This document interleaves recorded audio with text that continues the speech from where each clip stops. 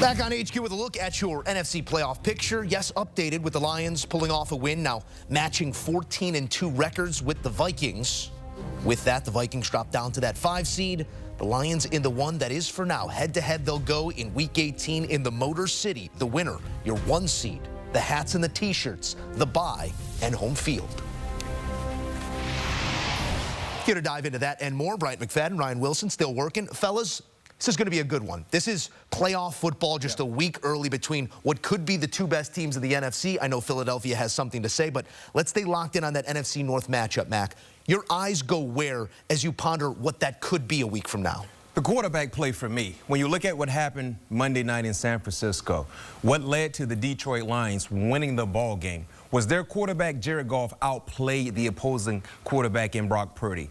That takes me to what we will see in this matchup in Detroit with Minnesota and the Detroit Lions, right? If you go back to the first meeting, Detroit won that ball game 31-29. Minnesota got out to a fast start, scored 10 points in the first quarter. Detroit scored 21 points in the second quarter. But what led to the winning opportunity for the Detroit Lions was, number 1, Jared Goff was in his bag. Clean with the football, very, very precise, no turnovers. When you look at the momentum shifter in that ball game, guys, Sam Darnold had an opportunity, score an opportunity. Costly interception, intercepted by Bryant. Detroit never looked back. When you look at their defense, we can talk about the concerns or the holes because of injuries. But when they get an opportunity to take Wilson away, they will do so. And when they do those things, their offense, they go cash that winning ticket in immediately. They're not going to sit and wait. They go get money with that ticket. And that's what we saw tonight, and that's what we saw in the first meeting. So the matchup is which quarterback is going to be smart and clean with the football, and which quarterback will have that untimely turnover surface. Because in this type of matchup, when you give the other offense extra possessions, it's hard to overcome those said things. Yeah, and Sam Darnold has played out of his mind, and all the credit to him and Kevin O'Connell. But to B-Mac's larger point, if you're in a pressure cooker and you have the history of these 2 quarterbacks, I'm taking Jared Goff every day of the week. Jared Goff had the costly interception last year in the conference title game in San Francisco.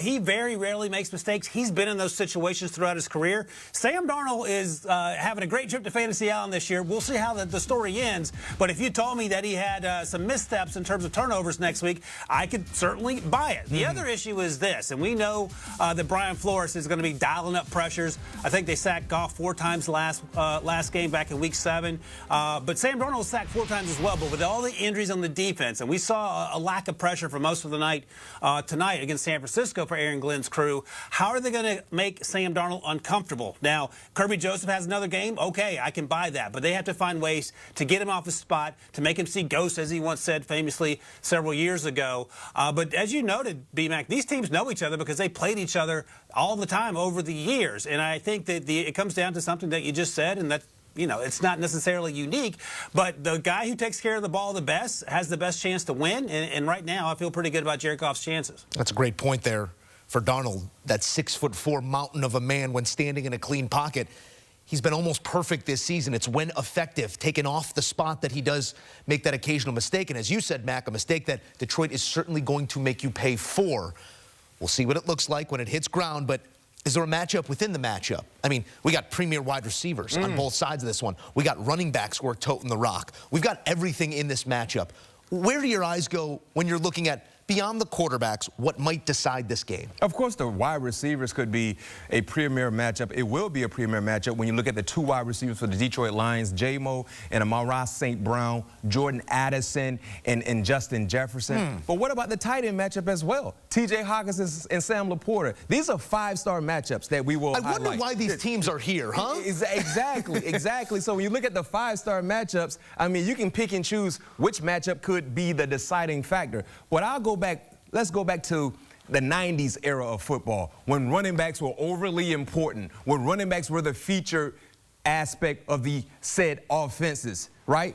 Aaron Jones, the first matchup, over 90 yards, around 6.6 yards per tote. When you look at what Jahmyr Gibbs did from scrimmage, 150 yards from scrimmage, both running backs had success. Now when you look at Jahmyr Gibbs, not splitting time with David Montgomery, because remember, Montgomery actually had a fumble that led to a touchdown by the Minnesota Vikings. He gets the bulk of the opportunities. And what we witnessed tonight, the more volume that he gets, the warmer he heats up. When you look at him getting things going, which running back can really exploit the matchups in the running game to take some pressure off of the quarterbacks? Because we both highlight the quarterbacks. We know they're going to throw it around the yard. But that quarterback that has that running game to rely on probably will be in a more comfortable situation to orchestrate the necessary drives to get into the scoring area. Game 272 of 272 in the regular season is the first regular season matchup in the history of the sport between two teams with 13 or more wins. These are 14-win teams. It's going to be a good football game to decide the NFC North and that one seed as it goes by Vegas. Lions a 2.5-point favorite, essentially saying we're playing in Detroit and a little bit more, maybe an edge to the Lions. Over-under coming in at 53.5. Ryan Wilson, I'll come to you first. Who gets the advantage in your eyes? I got to go with the fighting, biting kneecaps. Dan Campbell could, sell me, what is it, ice in Alaska or whatever the saying is. I'm riding with that dude. I'm riding with Aaron Glenn. Thank you, yeah.